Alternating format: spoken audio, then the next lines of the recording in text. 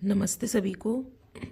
तो आज हम करेंगे क्लास 10 का चैप्टर 1 रासायनिक अभिक्रियाएं एवं समीकरण के most important questions and type of questions जो आपके आने वाले हैं। अति महत्वपूर्ण प्रश्न, और ये जो है ये हिंदी मीडियम के बच्चों के लिए है। RBSC board, Rajasthan board 10th class के आरबीएससी बोर्ड के बच्चों के लिए। और ये जो पेपर है ये है आपके एनसीईआरटी का एग्जाम्पलर और एनसीईआरटी की जो बुक राइट नाउ आपके चल रही है उसी में से सारे क्वेश्चंस आने वाले हैं। कोई भी आउट ऑफ बुक और एग्जाम्पलर नहीं आने वाला है। तो आपको क्या करना है, अपनी बुक बहुत अच्छे से एक एक लाइन जो है वो बहुत अच्छे से पढ़नी है।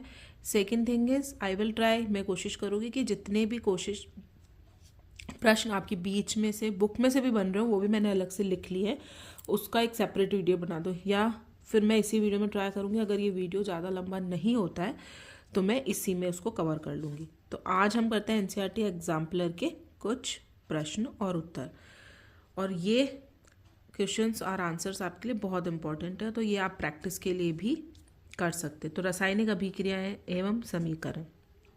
फर्स्ट है बहुविकल्पीय प्रश्न। फर्स्ट क्वेश्चन गिवन है, निम्नलिखित में से कौन सा एक भौतिक परिवर्तन नहीं है। भौतिक परिवर्तन क्या होता है, जिसमें आपकी सिर्फ जो भौतिक अवस्था है वो चेंज होती है, और जैसे ही आप परिवर्तन के लिए जो आपने कंडीशन लगाई है वो अगर जैसे ही आप हटाएंगे तो वो वापस अपनी पुरानी वाली स्थिति में आ जाएगा।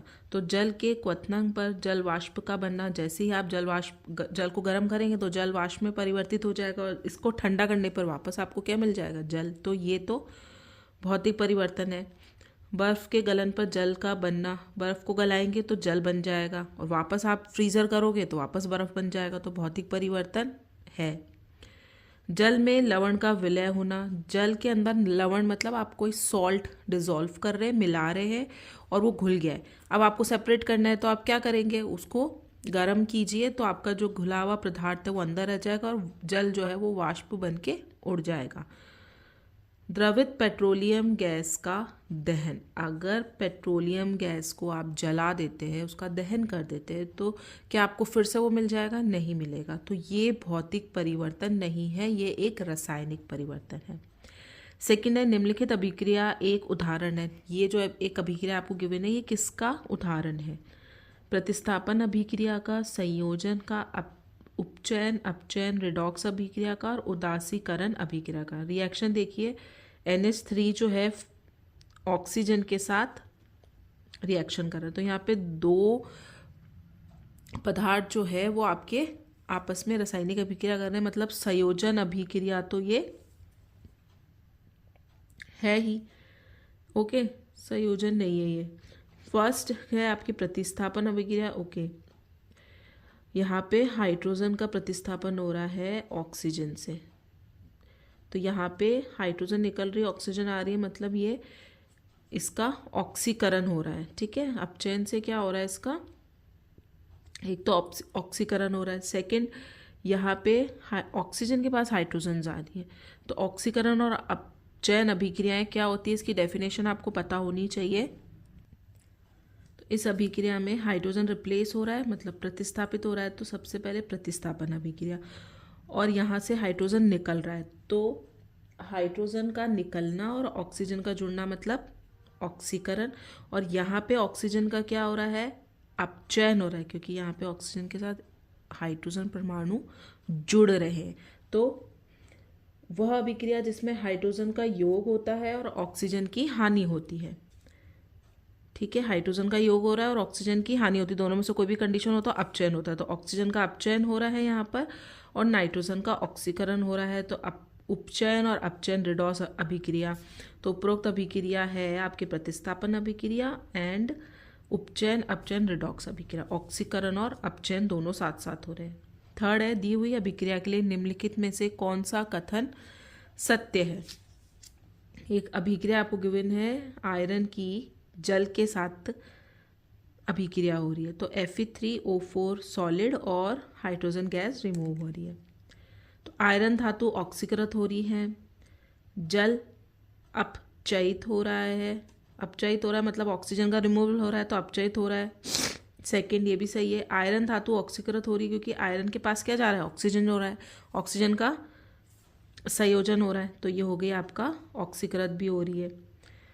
जल अपचायक के रूप में कार्य कर रहा है, नहीं, अपचायक के रूप में काम नहीं कर रहा है क्योंकि जल क्या हो रहा है, एक ऑक्सीकारक के रूप में काम कर रहा है क्योंकि यहाँ पे ये इसको ऑक्सीजन देके हाइड्रोजन रिमूव कर रहा है। और फोर्थ है आपका जल ऑक्सीकारक के रूप में कार्य कर, ये आ गया यहाँ पे पॉइंट, जल एक ऑक्सीकारक के रूप में काम कर रहा है क्योंकि जिसका अपचयन होता है ना वो ऑक्सीकारक होता है और जिसका ऑक्सीकरण हो रहा होता है वो ऑक्सीकारक के रूप में काम करता है। तो first second and fourth is your right answer.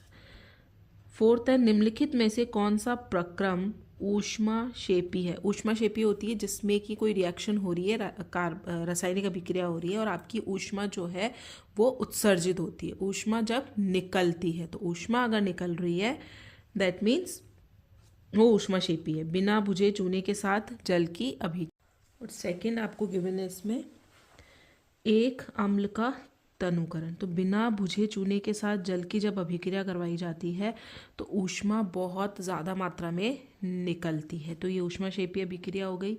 एक अम्ल का तनुकरण, आप किसी भी अम्ल में, एसिड में अगर उसमें पानी डालते हो तो उसमें से बहुत सारी फ्यूम्स निकलती है, ठीक है, तो इसका मतलब वो अभिक्रिया भी ऊष्माक्षेपी होती है। या आप प्रैक्टिकल लैब में करते होगे, जब भी आप एसिड में पानी डालते हैं तो नहीं डालना चाहिए क्योंकि ऊष्माक्षेपी अभिक्रिया होती है जिससे टेस्ट, कभी कभी बहुत स्ट्रॉन्ग एसिड होता है तो उससे भी बहुत ज़्यादा ऊष्मा उत्सर्जित होती है जो कि हार्मफुल है। तो आप क्या करते हैं, पानी में एसिड मिलाया जाता है, एसिड में पानी कभी नहीं मिलाया जाता है, ठीक है।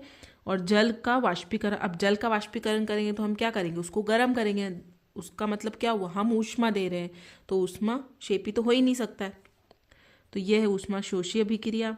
कपूर क्रिस्टलों का ऊर्ध्वपातन, कपूर को जब हम गरम करते हैं, जलाते हैं, तो वो भी क्या उड़ता है, तो उसमें भी हम ऊष्मा दे रहे हैं, उसमें से ऊष्मा निकल नहीं रही है, तो ये भी ऊष्माशोषी अभिक्रिया। तो ऊष्माक्षेपी आपकी हो जाएगी फर्स्ट इज बिना बुझे चूने के साथ जल की अभिक्रिया, और सेकंड है एक अम्ल का तनुकरण।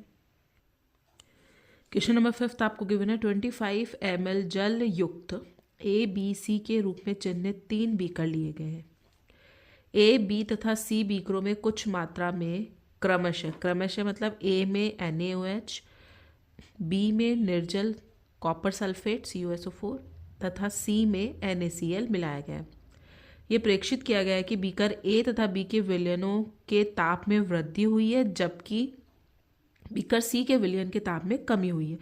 निम्नलिखित में से कौन कौन से कथन सत्य हैं। तो बीकर ए तथा बी में ऊष्माक्षेपी प्रक्रम संपन्न हुआ क्योंकि वो दोनों गर्म हो गए। अगर टेस्ट ट्यूब गर्म हो रही है इसका मतलब ऊष्माक्षेपी प्रक्रम संपन्न हुआ है। ए बी में ऊष्मा, ये वाला तो हो ही नहीं सकता है। बीकर सी में ऊष्माक्षेपी, क्योंकि बीकर सी का ही इन्होंने दिया है, सी के विलयन में ताप में कमी हुई है, मतलब ऊष्माशोषी अभिक्रिया हुई है, तो बीकर सी में ऊष्माशोषी प्रक्रम संपन्न हुआ है। तो first and fourth is your right answer. Okay, now 6 अम्लीय परमैंगनेट विलयन युक्त एक बीकर में फेरस सल्फेट FeSO4 और परमैंगनेट होता है KMnO4 का तनु विलयन धीरे धीरे मिलाया जाता है। हल्के जामुनी रंग का विलयन क्षीण होता है तथा अंततः रंग विलुप्त हो जाता है। निम्नलिखित में से कौन सी व्याख्या उपरोक्त प्रेक्षण के लिए सही है। तो KMnO4 क्या होता है कि ऑक्सीकारक होता है, ये आप लैब में बहुत ज़्यादा काम में लेते हैं। तो FeSO4 क्या हो जाता है, ऑक्सीकृत हो जाता है। तो ऑक्सीकारक क्या है, KMnO4 है, और FeSO4 को वो ऑक्सीकृत कर देता है, मतलब उसका ऑक्सीकरण कर देता है, जिसकी वजह से KMnO4 का जो कलर होता है वो चेंज हो जाता है। ठीक है, हल्के जामुनी रंग का विलयन जो है वो क्षीण होता जाता है। तो ऑक्सीकारक के रूप में KMnO4 काम कर रहा है और FeSO4 को वो ऑक्सीकृत कर रहा है। आप एक लाइन याद रखिए, ऑक्सीकारक होता है KMnO4।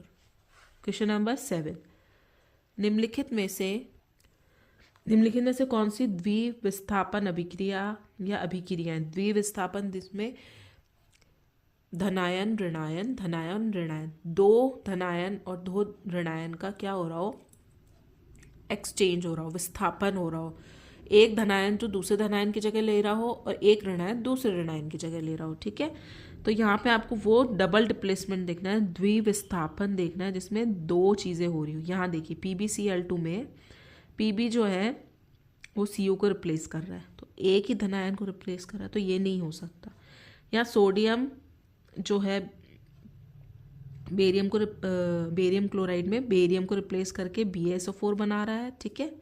सॉरी, बेरियम जो है सोडियम को रिप्लेस करके बना रहा है बेरियम सल्फेट, एंड ये बना रहा है सोडियम क्लोराइड। तो यहाँ पे धनायन धनायन को रिप्लेस कर रहा है, ऋणायन ऋणायन को रिप्लेस कर रहा है, और ये दूसरे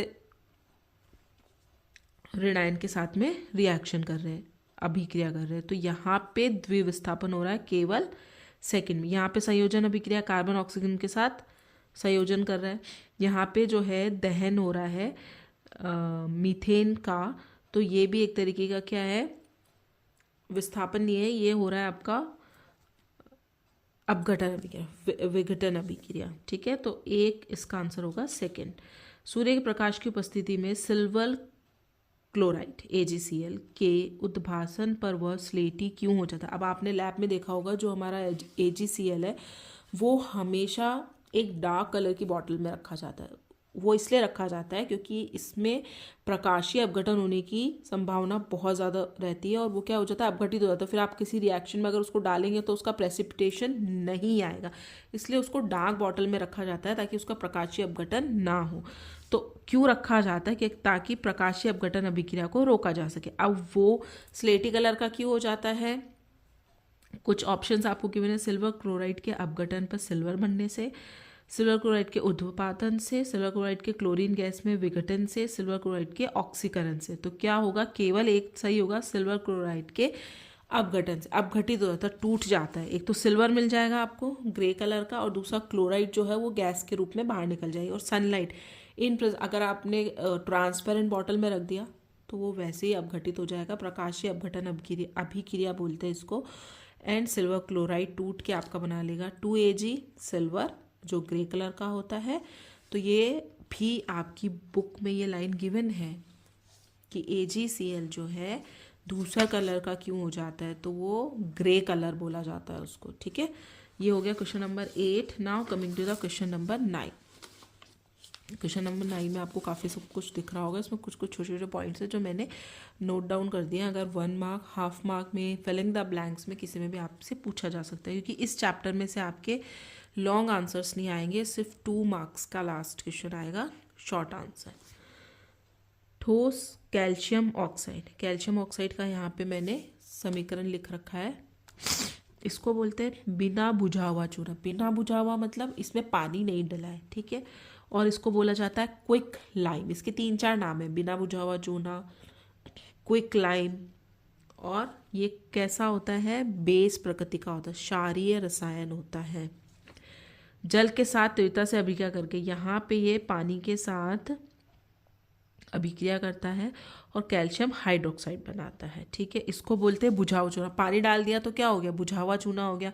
अब बेस था, क्षार था, उसमें आप पानी डालेंगे तो कौन सी रिएक्शन होगी, ऊष्माक्षेपी। इसमें बहुत मात्रा में ऊष्मा निकलती है तथा साथ में ऊष्मा उत्पन्न होती है। इस प्रक्रिया को चूने का बुझना भी कहते हैं। कैल्शियम हाइड्रोक्साइड जल के साथ घुलकर इसका विलयन बनाता है जिसे चूने का पानी कहते हैं। इसको बुझा हुआ चूना, स्लैग्ड लाइम, वाइट पाउडर, चूने का पानी, किसी भी तरीके से ये पूछा जा सकता है, तो आप इसको ध्यान में रखिएगा।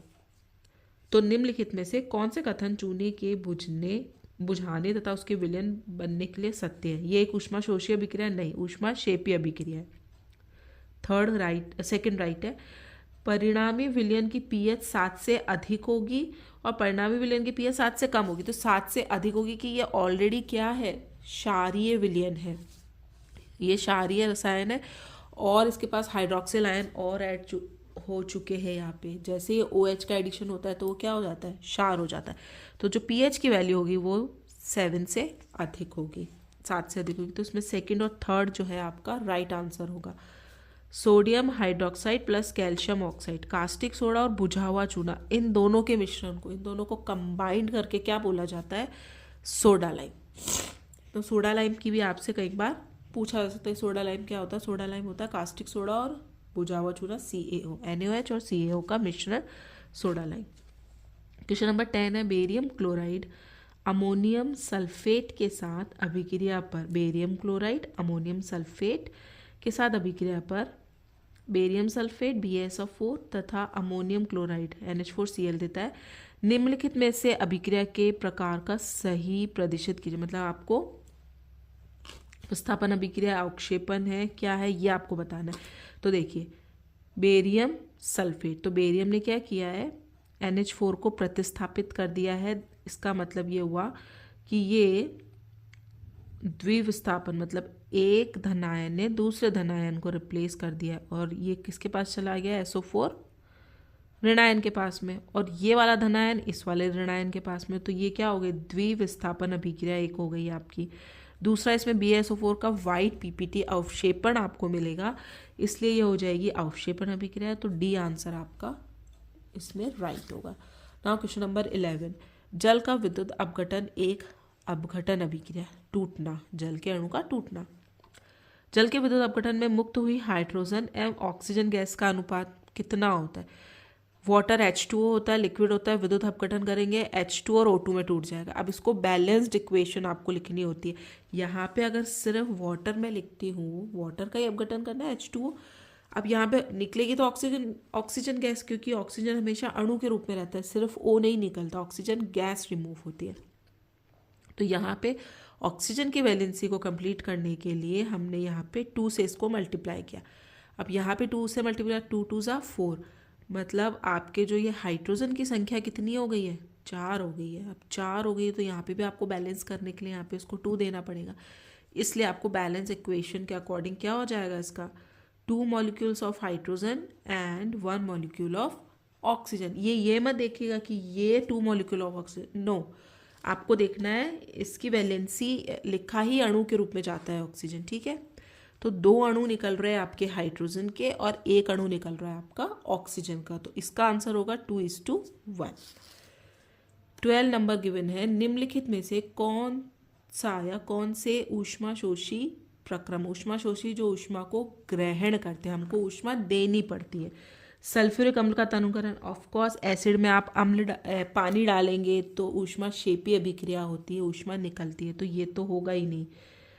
शुष्क बर्फ का ऊर्ध्वपातन, शुष्क बर्फ को आप जब भी ड्राई जो आइस होती है उसको इवोपरेट करेंगे, ऊर्ध्वपातन करेंगे, आपको ऊष्मा देनी पड़ेगी। तो ऊष्मा शोषी एक ये हो गई। सेकेंड है जल वाष्प का संघनन। जल वाष्प का संघनन मतलब जो वाष्प निकल रही है उसको ठंडा कर रहे हैं, तो उसमें ऊष्मा देने की जरूरत नहीं पड़ती, उसको ठंडा करके वो संघनित हो जाती है। वाष्पीकरण करने के लिए आपको ऊष्मा देनी पड़ती है क्योंकि उसको जल वाष्प में कन्वर्ट करना है। तो ये हो जाएगा इसका आंसर 2nd and 4th, ठीक है।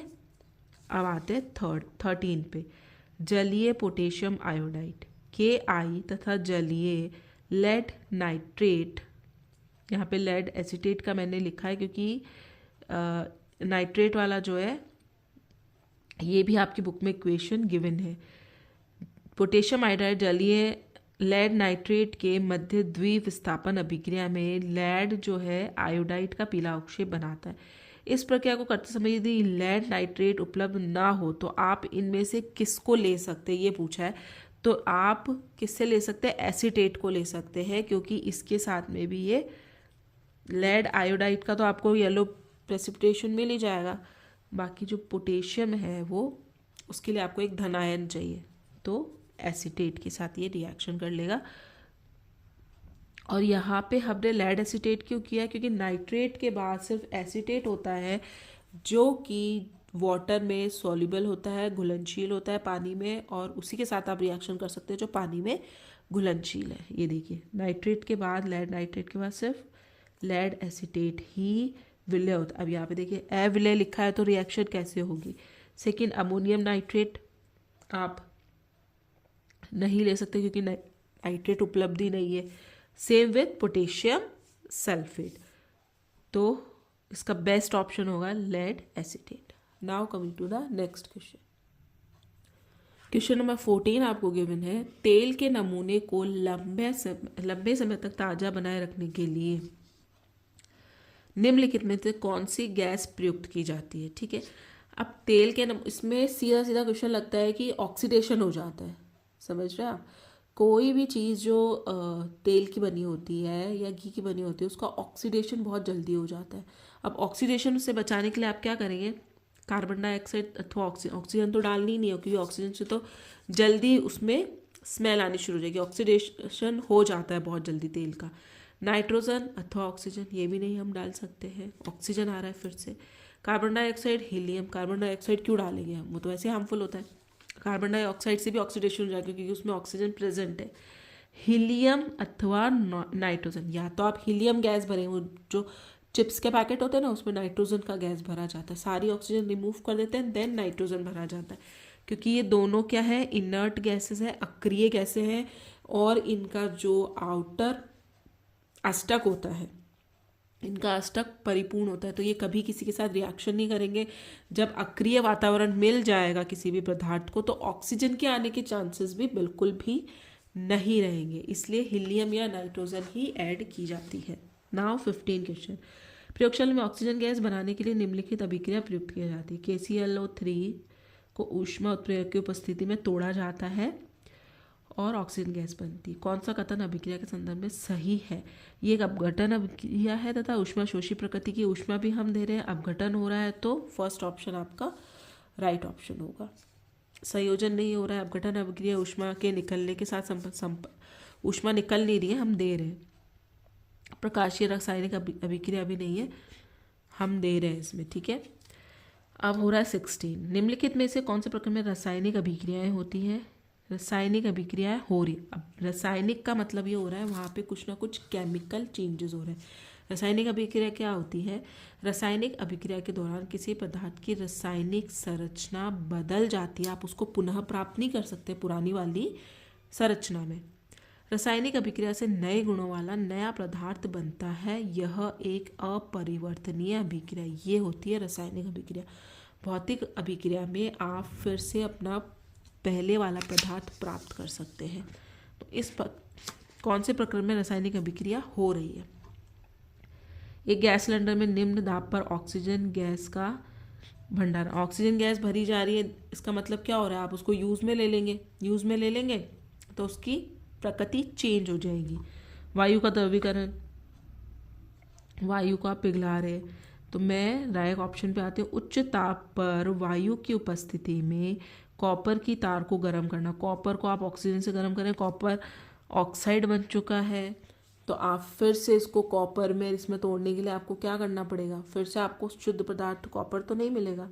ठीक है, इसका ऑक्सीडेशन हो गया, कॉपर का ऑक्सीडेशन हो गया है, केमिकल रासायनिक गुण चेंज हो गए, नई संरचना बन चुकी है। तो इसका आंसर होगा रासायनिक अभिक्रिया किसमें हो रही है, इसमें हो रही है। Now question number 17।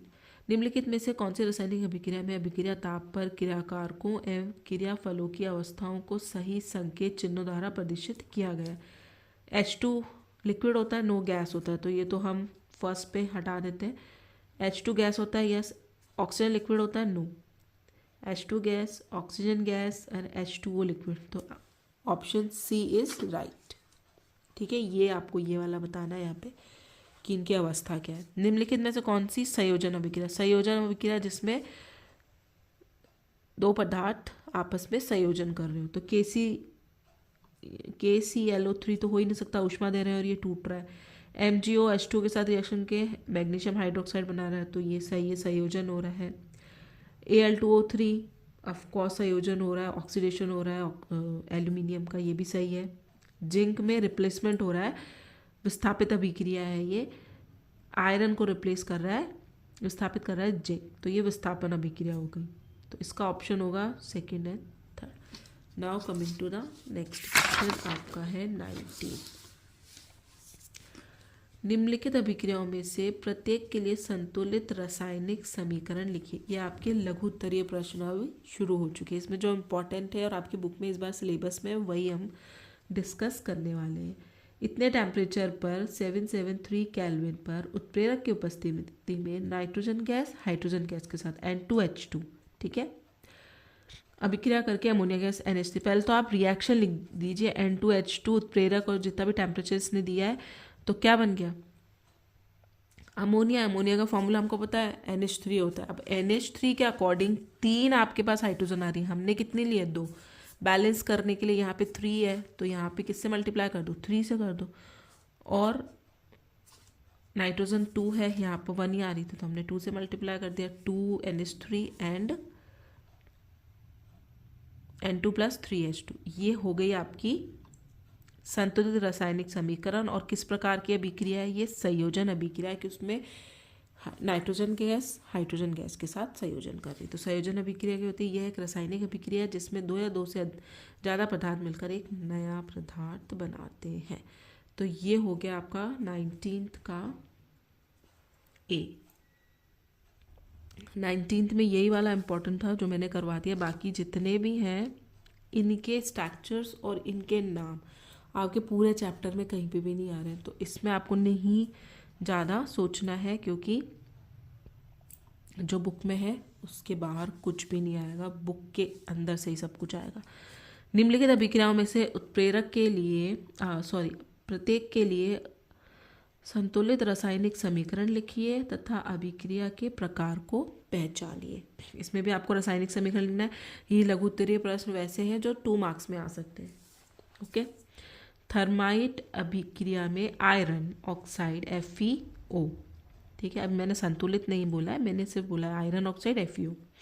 Aluminium Al से अभिक्रिया पर गलित आयरन और एल्यूमिनियम ऑक्साइड। अब एल्यूमिनियम ऑक्साइड आपको पता है Al2O3 होता है, तो आप पहले जो रिएक्शन लिखने का तरीका यही होता है कि आपको जो बोला है ना वो लिख लीजिए विदाउट एनी वैलेंसी के, कि इसका वैलेंसी कितना होता है, इसको हम कैसे संतुलित करेंगे। नहीं, इसने बोला आयरन ऑक्साइड FeO लिख लीजिए आप ऑक्साइड में।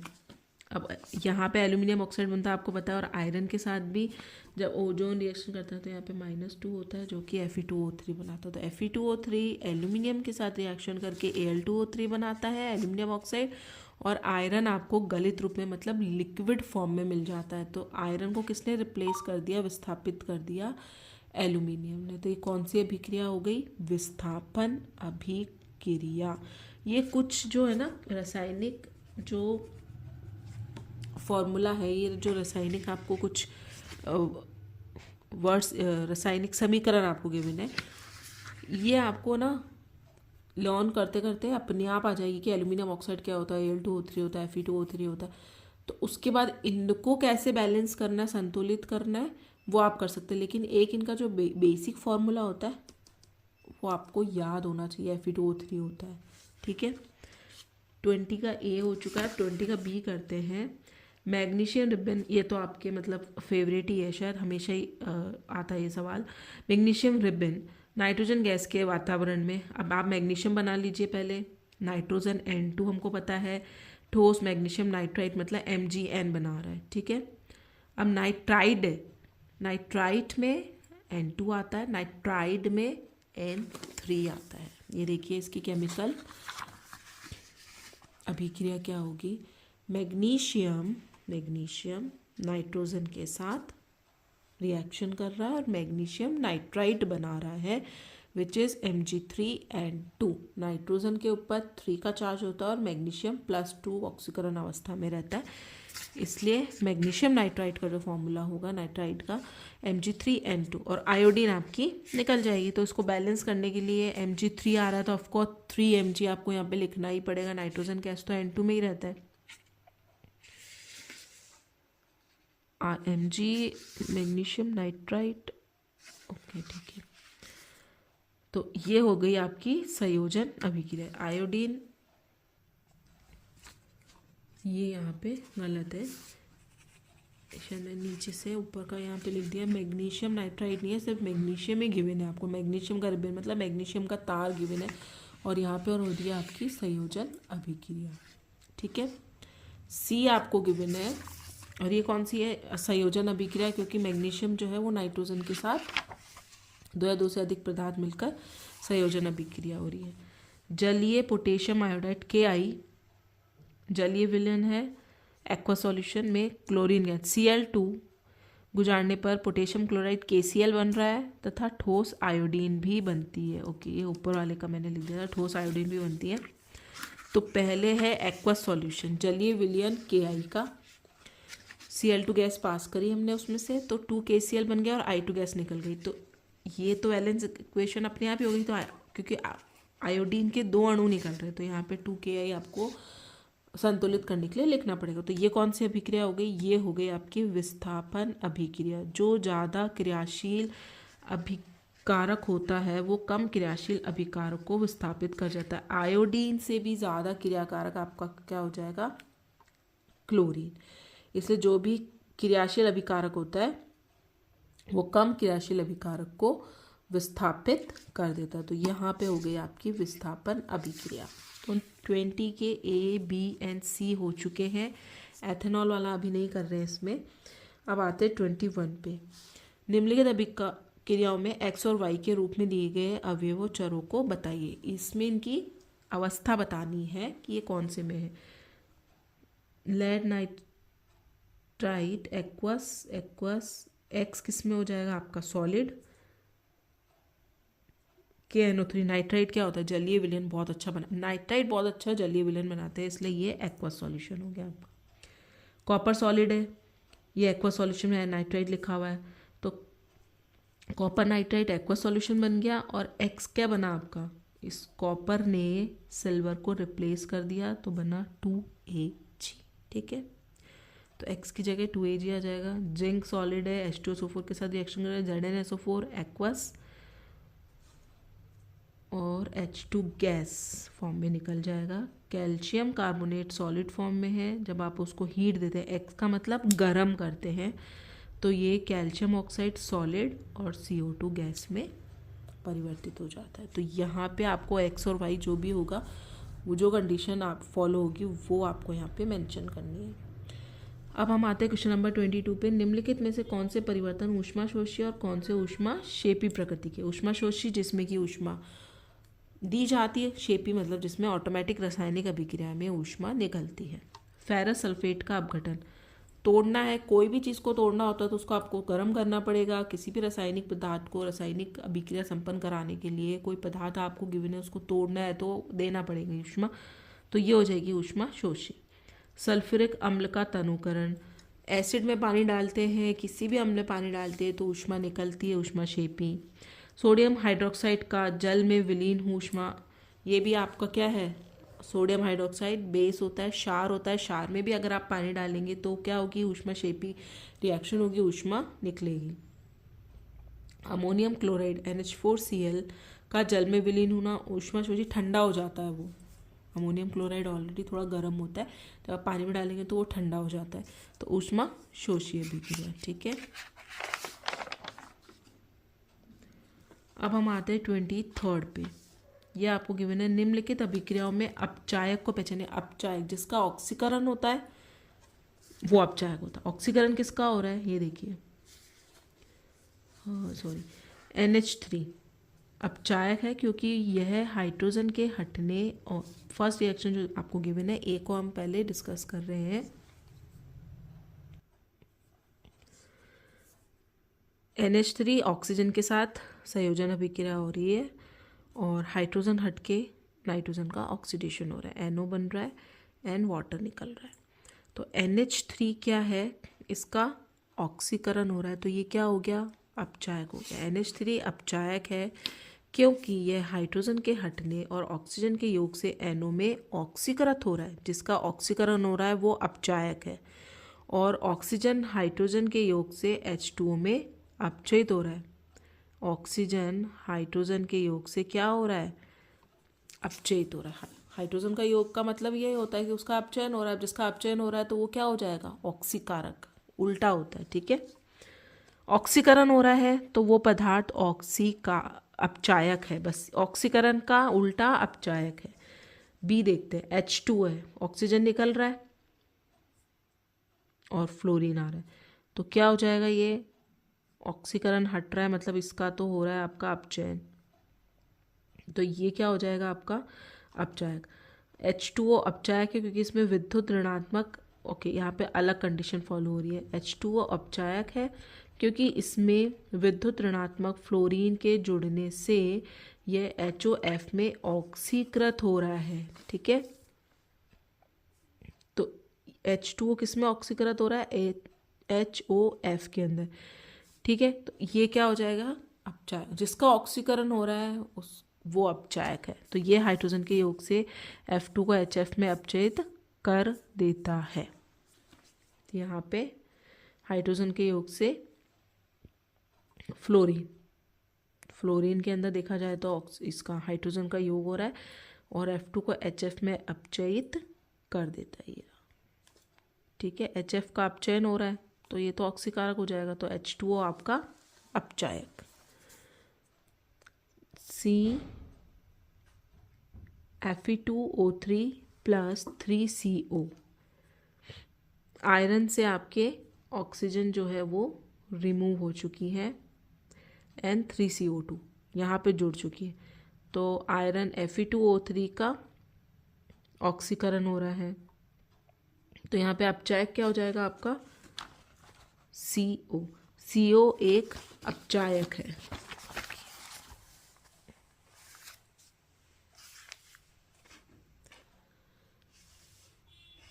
CO एक अपचायक है। यहाँ CO को ऑक्सीजन के योग से CO2 में ऑक्सीकृत किया गया है।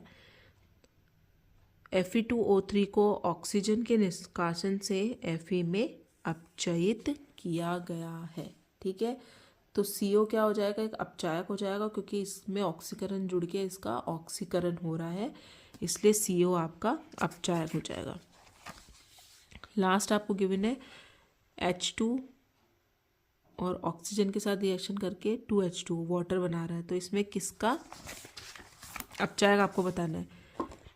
H2 जो है वो अपचायक है, क्योंकि ये ऑक्सीजन के योग से H2O में ऑक्सीकृत हो जाता है। अब ये ऑक्सीकृत हो रहा है तो H2 क्या हो जाएगा आपका? अपचायक। ऑक्सीजन हाइड्रोजन के योग से H2O में अपचयित हो रही है, तो इस अभिक्रिया में आपका H2 जो है वो अपचायक हो जाएगा। अब नीचे वाले में बताने हैं आपको ऑक्सीकारक को पहचानिए, तो ये वाला क्वेश्चन अब अभी हम नहीं करेंगे, क्योंकि इसमें रिएक्शन जितनी भी गिवन है वो जो है उसमें से सिर्फ ये वाला इम्पोर्टेंट है आपका MgO। इसमें ऑक्सीकारक क्या हो जाएगा? ऑक्सीकारक जिसका वो हो रहा है, जिसका अपचयन हो रहा है। ठीक है, अब चूंकि ये 2MgO में ऑक्सीजन ऐड हो रही है, मतलब मैग्नीशियम में ऑक्सीजन ऐड हो रही है, इसका मतलब यहाँ पे ऑक्सीजन क्या हो जाएगा? मैग्नीशियम का तो हमारा ऑक्सीकरण हो रहा है, तो ऑक्सीजन आपका इस रिएक्शन के लिए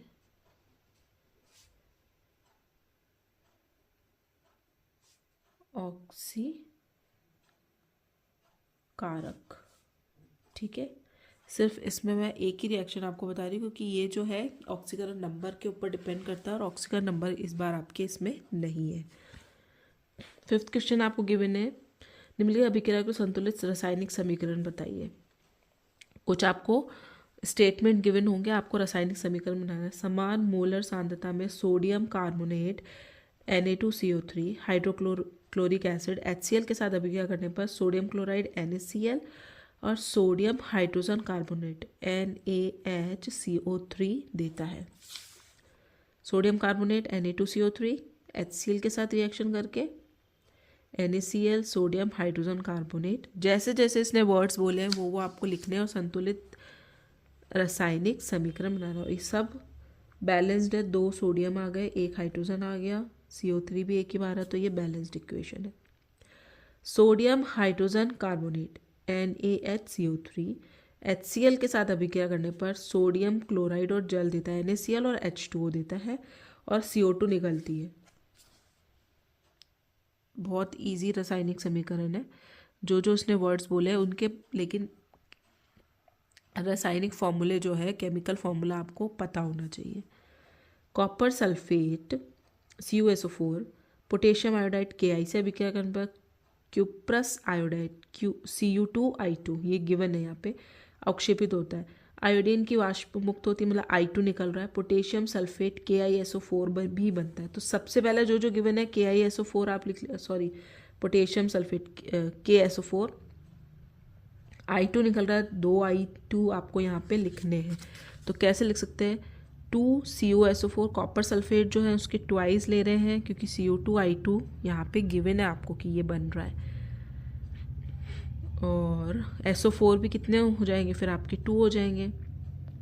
I2 यहाँ काम आ रहे हैं, 2 निकल रहे हैं आयोडीन गैस के रूप में, तो 4 हो जाएंगे। तो 4Ki, 2CuSO4 copper sulphate, 4Ki Cu2I2 plus I2 plus K2SO4 potassium sulphate. ये हो जाएगी इसकी रासायनिक अभिक्रिया। अब हम आते हैं क्वेश्चन नंबर 26 पर। 26 आपको गिवन है, पोटेशियम क्लोराइड KCl के विलयन को सिल्वर नाइट्रेट AgNO3 विलयन के साथ मिलाने पर एक अविलय श्वेत पदार्थ प्राप्त होता है। इससे संबंधित रासायनिक अभिक्रिया दीजिए तथा अभिक्रिया के प्रकार को भी पहचानिए। तो ये देखिए KCl AgNO3 के पोटेशियम क्लोराइड सिल्वर नाइट्रेट, तो क्या बन रहा है, पोटेशियम नाइट्रेट KNO3, इसका आपको क्या मिलेगा PPT अवक्षेपण, और AgCl सिल्वर क्लोराइड आपका निकल रहा है। ठीक है, तो पोटेशियम जो है धनायन किस ऋणायन के साथ कर रहा है, NO3 के साथ, और Ag प्लस जो धनायन है वो Cl के ऋणायन के साथ रासायनिक अभिक्रिया कर रहा है। तो क्लोराइड आमतौर पर घुलनशील होते हैं, लेकिन इस नियम का महत्वपूर्ण अपवाद एक्सेप्शन सिल्वर क्लोराइड है। मतलब सिल्वर क्लोराइड क्या होता है, वो घुलनशील नहीं होता है। और ये लाइन आपकी बुक में बहुत अच्छे से कहीं पे लिखी हुई है, तो इससे रिलेटेड क्वेश्चन पूछा जा सकता है। क्लोराइड आमतौर पर घुलनशील होते हैं, लेकिन सिल्वर क्लोराइड AgCl जो है, ये देखिए अविलय श्वेत पदार्थ, अविलय बन रहा है, मतलब AgCl जो बन रहा है उसका आपके पास सफ़ेद कलर का एक अवक्षेपण आ रहा है। ये घुलनशील नहीं है, लेकिन इस नियम का मुख्य अपवाद है सिल्वर क्लोराइड। यह द्विविस्थापन अभिक्रिया है। द्विविस्थापन अभिक्रिया होती है एक प्रकार की रासायनिक अभिक्रिया जिसमें दो रासायनिक यौगिक अभिक्रिया करते हैं तथा दोनों यौगिकों के धनात्मक आयन और ऋणात्मक आयन स्थान बदल लेते हैं। ठीक है, ये होती है आपकी द्विविस्थापन अभिक्रिया की डेफिनेशन। 2 नंबर में सेपरेटली भी पूछी जा सकती है। 2 नंबर को डिवाइड करके हम पूछेंगे तो 1 नंबर का ये, 1 नंबर का रासायनिक समीकरण। ठीक है, नेक्स्ट पे आते हैं question number 27। Ferrous sulphate FeSO4 जलते हुए गंधक की विशिष्ट गंध से, ये आपके लैब में बहुत होती होगी, सल्फर गैस जब भी बना दी होती होगी तो खुले मैदान में ही बनाई जाती है, मतलब लैब के बाहर बनाई जाती है, वरना लैब में बहुत गंदी स्मेल हो जाती है। फेरस सल्फेट जलते हुए गंधक की विशिष्ट से गंध वाली गैस के निकास के साथ अपघटित होता है। FeSO4 अपघटित हो रहा है। इससे संबंधित रासायनिक समीकरण लिखिए और अभिक्रिया के प्रकार को पहचानिए। यह है क्वेश्चन नंबर 27। तो FeSO4 का अपघटन हो रहा है, तोड़ रहे हैं हम उसको, तो हमको ऊष्मा देनी पड़ेगी, ताप देना पड़ेगा। तो FeSO4 7H2O4, ये इसका केमिकल फॉर्मूला, रासायनिक फॉर्मूला क्या बन रहा है, Fe2O3 ferric oxide, sulphur dioxide और सल्फर ट्राइऑक्साइड। ये इक्वेशन आपके पेज नंबर 9 पे बुक में गिवन है, चेक कर लीजिएगा। और उसमें ये भी लिखा है सल्फर डाइऑक्साइड वह गैस है जिसमें जलते हुए सल्फर की विशिष्ट गंध होती है। तो मतलब इस अभिक्रिया में आपकी क्या बन रहा है, सल्फर डाइऑक्साइड बन रहा है।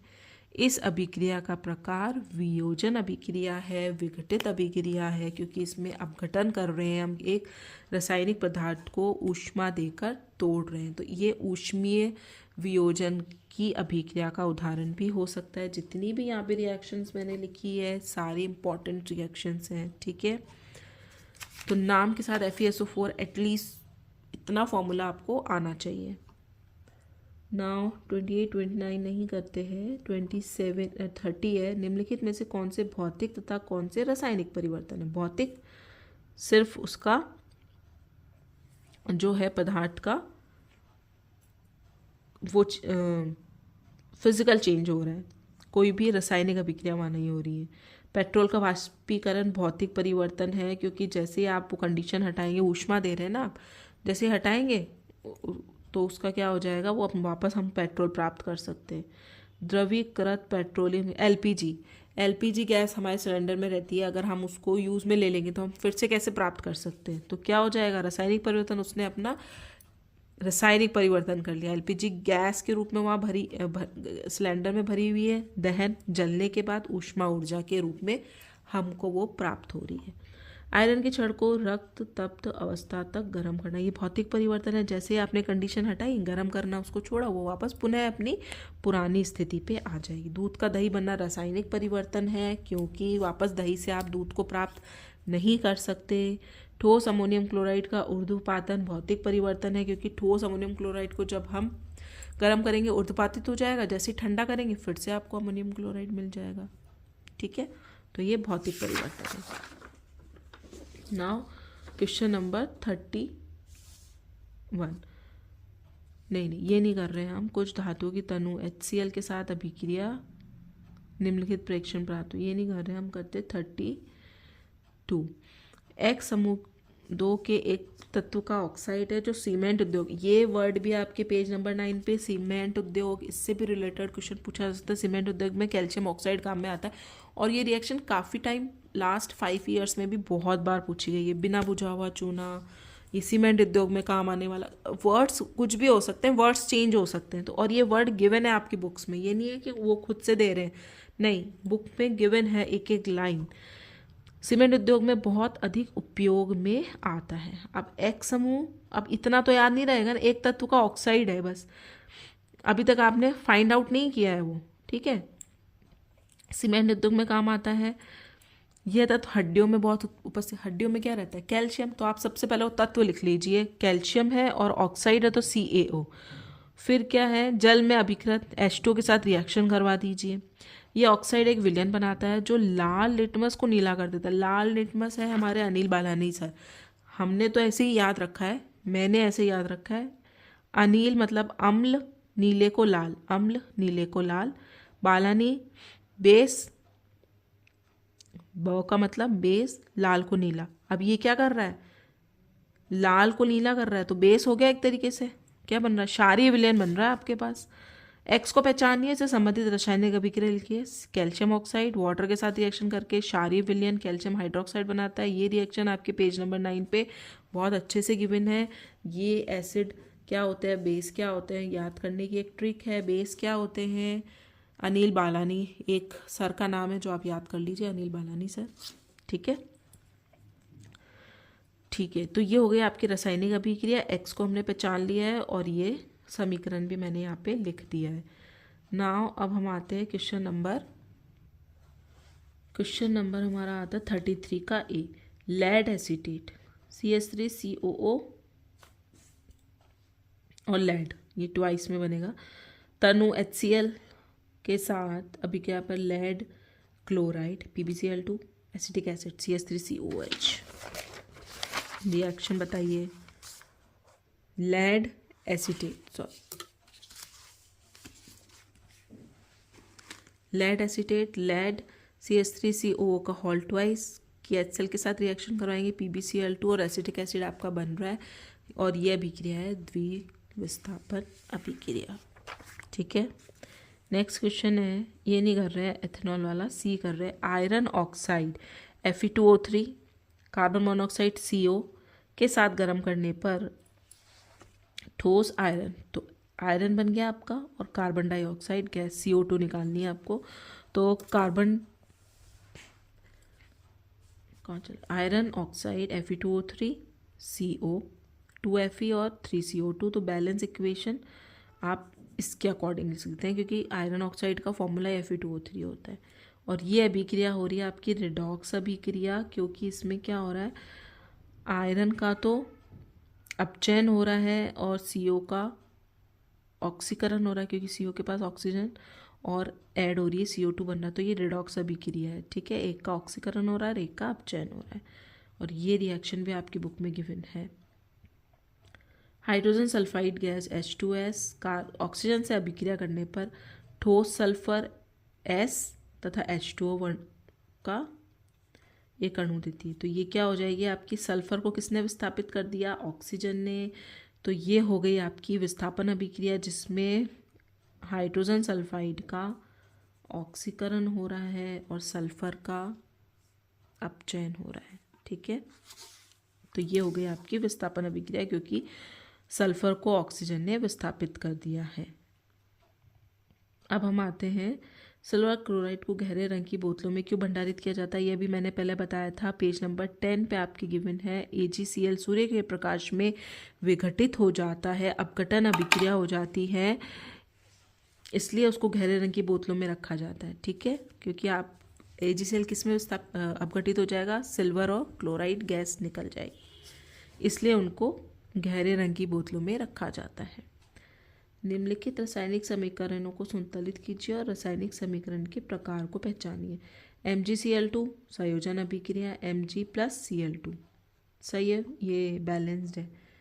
HgO तो मरकरी लिक्विड में निकल गया, ऑक्सीजन गैस निकल गई, ऊष्मा हम दे रहे हैं मतलब तोड़ रहे हैं इसको हम, तो विघटन अभिक्रिया, वियोजन अभिक्रिया है। बैलेंस करने के लिए ऑक्सीजन का 2 अणु निकल रहे हैं तो 2HgO। नाउ सोडियम और सल्फाइड संगलन मतलब जुड़ रहे हैं, तो संयोजन अभिक्रिया Na2 सोडियम सल्फाइड। ठीक है, TiCl4 लिक्विड है, Mg जो है सॉलिड है, तो Cl4 के साथ में आपका इसको विस्थापित कर रहा है मैग्नीशियम Ti को, तो ये हो जाएगी आपकी विस्थापन अभिक्रिया। नाउ कैल्शियम ऑक्साइड SiO2 ये हो जाएगा संयोजन अभिक्रिया, क्योंकि कैल्शियम ऑक्साइड के साथ जो सिलिकॉन है, सिलिकॉन ऑक्साइड, ये संयोजन अभिक्रिया दे रहा है और ये बैलेंस्ड है। H2O2 तोड़ रहे हैं UV के, तो विघटन अभिक्रिया हो जाएगी। UV के मतलब प्रकाशीय विघटन अभिक्रिया। अब है 36 मैग्नीशियम ऑक्सीजन में जलाने पर एक श्वेत यौगिक X देता है, साथ ही प्रकाश का उत्सर्जन होता है और यदि जलते हुए रिबन को अब नाइट्रोजन के वातावरण में रखा जाता है तो वह लगातार जलता रहता है तथा एक यौगिक Y बनाता है। X और Y के रासायनिक सूत्र, तो X और Y के सिर्फ रासायनिक सूत्र आपको लिखने हैं, तो X क्या हो जाएगा, श्वेत यौगिक X आपका हो जाएगा MgOH का होल ट्वाइस और Y हो जाएगा आपका मैग्नीशियम नाइट्राइड। ठीक है, और जब X को जल में घोला नहीं, X आपका MgO है, सॉरी ऑक्सीजन, ये 2Mg + O2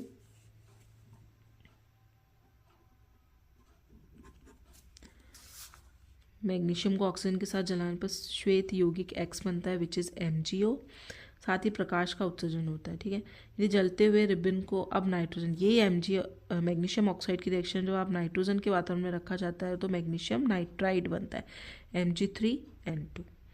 ये दोनों के रासायनिक सूत्र हो गए। वाटर के साथ रिएक्शन करने पर आपका मैग्नीशियम हाइड्रोक्साइड बन जाएगा MgOH का whole twice. Now coming to the next question, which is question number 37. Question number 37, zinc Tanu hydrochloric अम्ल के साथ अभिक्रिया पर हाइड्रोजन गैस मुक्त करता है जबकि कॉपर नहीं करता। समझाइए क्यों। इसका आंसर आपको अभी हम पीछे जो क्वेश्चन सॉल्व करेंगे उसमें मिल जाएगा। तो दीर्घ उत्तरीय प्रश्न ये 2-2 नंबर में पूछे जा सकते हैं, वही जो है आपकी बुक में वही करेंगे। पेज नंबर 9 पे आपको गिवन है ये वाला इक्वेशन। एक क्वथन नली में कॉपर नाइट्रेट CuNO3 का होल ट्वाइस, नीले रंग के पाउडर को गर्म करने पर कॉपर ऑक्साइड CuO काले कलर का बनता है और ऑक्सीजन गैस तथा एक भूरे रंग की गैस का X का निर्माण होता है। अभिक्रिया के लिए संतुलित समीकरण के लिए। ये समीकरण आपकी बुक में गिवन है, देख लीजिएगा। और मैंने यहाँ लिखी है कॉपर नाइट्रेट, CuNO3 का होल ट्वाइस, तो 2 कॉपर लिए हैं क्योंकि CuO काले कलर का एक पदार्थ बन रहा है, दूसरी ऑक्सीजन गैस निकल रही है O2, और भूरे रंग की गैस है आपकी नाइट्रोजन डाइऑक्साइड NO2। निकलने वाली भूरे रंग की गैस X को पहचानिए है, NO2 nitrogen dioxide. Gas X के जलीय विलयन की pH का मान क्या होगा, ये नहीं सॉरी ऊपर। अभिक्रिया के प्रकार को पहचानिए, अपघटन वियोजन अभिक्रिया, क्योंकि कॉपर नाइट्रेट क्या हो रहा है, टूट रहा है। सेकेंड अभिक्रिया जलीय विलयन की pH का मान क्या होगा, इसका मान होगा आपका क्षारीय, मतलब 7 से ज़्यादा, ठीक है। वियोजन अभिक्रिया, इसका आंसर मिल गया आपको। और ये है इसकी संतुलित रासायनिक अभिक्रिया, कॉपर नाइट्रेट टूट रहा है Cu क्यूप्रिक ऑक्साइड में, कॉपर ऑक्साइड, और ऑक्सीजन गैस निकल रही है, भूरे रंग की गैस है आपकी नाइट्रोजन डाइऑक्साइड। ओके, अब हम आते हैं, ये नहीं करेंगे 14, ये पेज नंबर 9 पे गिवन है, आप देख लीजिएगा। क्या होता है जब एक टुकड़ा जिंक, ये वाला जो 37 नंबर का क्वेश्चन अभी हमने पढ़ा था कि जिंक जो है हाइड्रोक्लोरिक एसिड HCl के साथ रिएक्शन करके Cl2 गैस निकाल देता है, लेकिन कॉपर नहीं करता है। क्यों? जिंक धातु का कॉपर सल्फेट विलयन में डाला जाता है। क्या होता है जब जिंक को कॉपर सल्फेट में डाला जाता है तो जिंक जो है वो कॉपर को रिप्लेस कर देता है, ठीक है, और खुद कॉपर को अपचेत कर एक प्योर पदार्थ के रूप में निकाल देता है। को उसकी जिंक कॉपर की अपेक्षा अधिक क्रियाशील होता है, वे कॉपर को उसके यौगिक से विस्थापित कर देते हैं, और यही आंसर आपका उधर होगा। HCl के साथ जिंक जो है Cl2 गैस इसलिए देता है क्योंकि जिंक जो है वो कॉपर से ज़्यादा क्रियाशील होता है। ये हो गया आपका। नाउ ये पेज नंबर 12 पे आपकी गिवन है, आप चेक कर सकते हैं। उसके बाद है, ये वाला नहीं किए मैंने क्योंकि ये अभी आपके इसमें बुक में नहीं गिवन है, ये वाली रिएक्शंस नहीं गिवन है। 43 वाला पेज नंबर 13 पे गिवन है, सोडियम सल्फाइड के जलीय विलयन में 1 बूंद बेरियम क्लोराइड को मिलाने पर श्वेत अवक्षेप प्राप्त होता है। संबंधित अभिक्रिया के लिए संतुलित रासायनिक समीकरण, सोडियम सल्फाइड Na2SO3, ठीक है, BaCl2 डाल रहे हैं हम उसमें, तो श्वेत अवक्षेप हमको मिलेगा BaCO3 का, और 2NaCl जो लवण है आपका निकल जाएगा। इस अवक्षेपण अभिक्रिया को अन्य कौन सा नाम दिया गया है? द्विविस्थापन अभिक्रिया, क्योंकि इसमें सोडियम को कौन रिप्लेस कर रहा है, एक दूसरा धनायन बेरियम को सोडियम, तो द्विविस्थापन अभिक्रिया भी हम इसको बोल सकते हैं। तो एक Na गया Cl के पास और एक बार आपका Ba ने रिप्लेस किया Na को, तो BaCO3 एंड NaCl। तो ये हो गई आपकी यहाँ पे कंप्लीट एग्जाम्पलर के क्वेश्चंस।